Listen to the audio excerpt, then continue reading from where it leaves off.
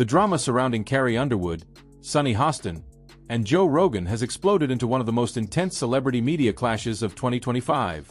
What began as a seemingly minor controversy over a patriotic performance turned into a national culture war and a legal battle with reputational consequences stretching far beyond a single talk show appearance. Add Joe Rogan into the mix, and what you've got isn't just drama, it's a full-on media reckoning. It all started with a moment that seemed harmless at first.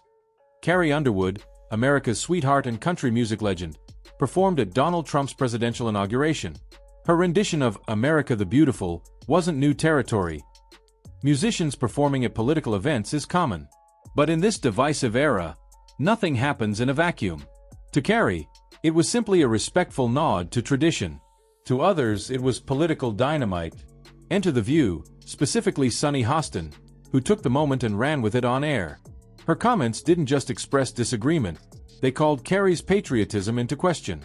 Sunny not only said she wouldn't have accepted the invite to perform, but she also suggested Carrie's decision was hypocritical and disappointing. It wasn't just a critique, it was a character judgment. Social media erupted. For Carrie's millions of fans, it felt like their idol was being personally attacked for simply singing a song. To them, it wasn't about Trump, it was about freedom of expression, patriotism, and artistic integrity. The moment ignited a firestorm that quickly transcended the performance itself. But Sunny didn't stop there.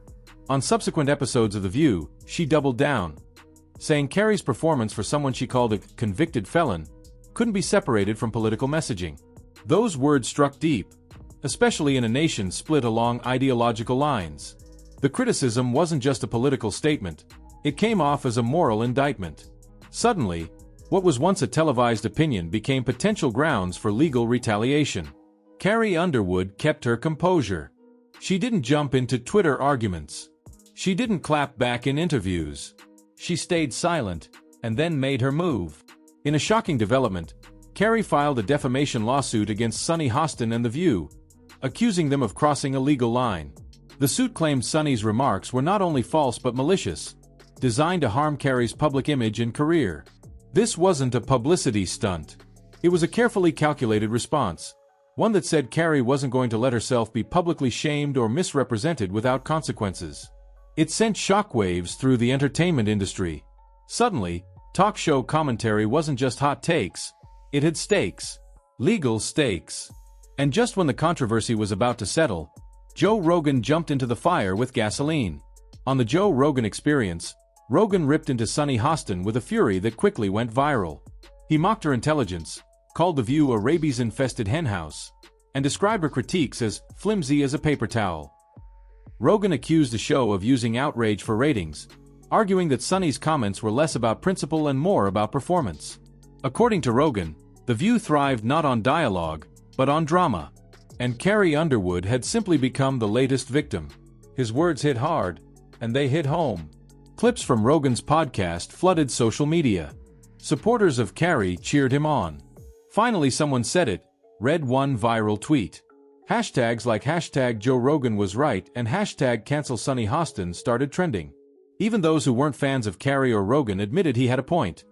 Mainstream media was becoming more about performative outrage than substance. And Rogan didn't stop there. He brought receipts. On his show, he played old clips from The View, back when Donald Trump was a frequent guest. Joy Behar, Whoopi Goldberg, and Barbara Walters were seen smiling, hugging, and praising Trump as a businessman and entertainer. Rogan highlighted the irony. They loved him until he became a political threat, he said. Now they pretend like they never liked him. It wasn't just about Carrie anymore, it was about The View's credibility. Rogan painted the show as opportunistic, hypocritical, and out of touch. The internet agreed. Old controversies involving The View resurfaced. Commenters pulled past clips of tone-deaf jokes, inconsistencies, and cringeworthy segments. People who once casually watched The View began questioning everything. Viewership declined. Sponsors got nervous. The fallout was real. Inside ABC, the pressure mounted. According to sources, producers began to worry Sunny Hostin had become a liability. Staff questioned whether her repeated controversies were damaging the show's brand.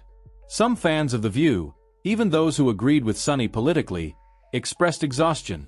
The show was becoming less about informed debate and more about tabloid-level drama. Meanwhile, Carrie Underwood's decision to sue was reframed in the media as more than a personal defense.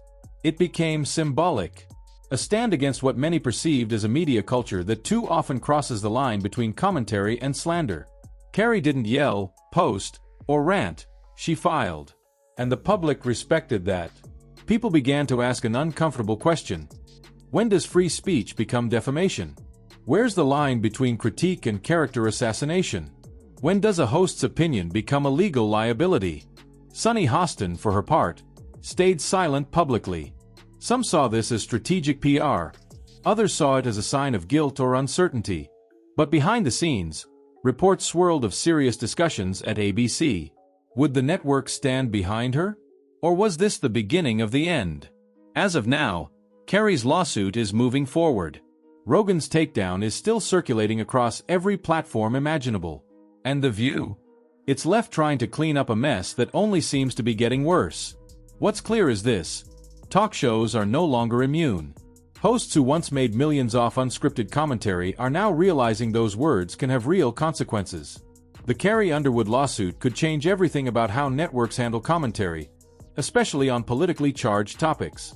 Joe Rogan, meanwhile, has solidified his status as one of the most influential and divisive voices in media. Whether you love him or hate him, his critique struck a chord, and his audience is louder than ever. As for Carrie, she's doing what she always does: keeping her head down, staying classy, and letting her music and legal team do the talking.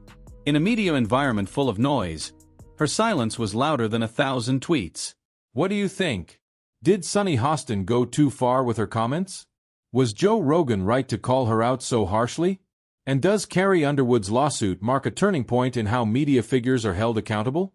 Let's talk in the comments below.